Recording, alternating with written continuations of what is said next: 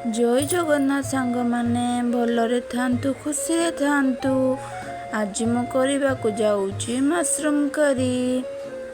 बर्तन मशरूम को भल भाव धोईकी एमती काटी नहीं गरम कड़े तेल पकई देवे। तापर मशरूम को पकई देवे। तेल गरम हो सारा पर स्वाद अनुसार लुण हलदी गुंड पकई नेबे। ग्राइंडर जार पोस्त काजू गुंड अदा कटा रसुण टमाटो कटा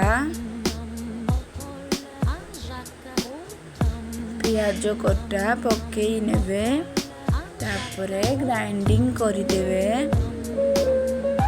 तापरे मशरूम पानी बाहला सारला परे तेल बाहर मशरूम भाजी हो। तापरे गोटे कर तेल गरम करिकी पियाज कटा पकई नेबे।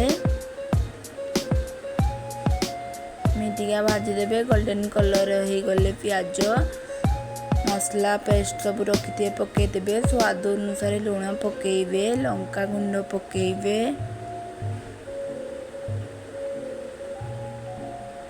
हलदी गुंड पकईबे। Curry powder पकईबे। गरम मसला पकईबे। मसला को भल भाव कषि नेबे।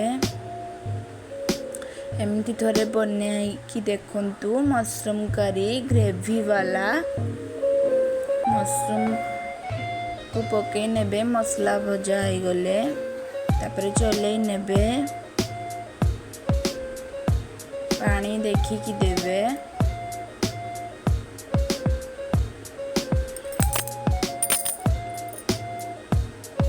पानी टे फुटी सारा पर मशरूम सक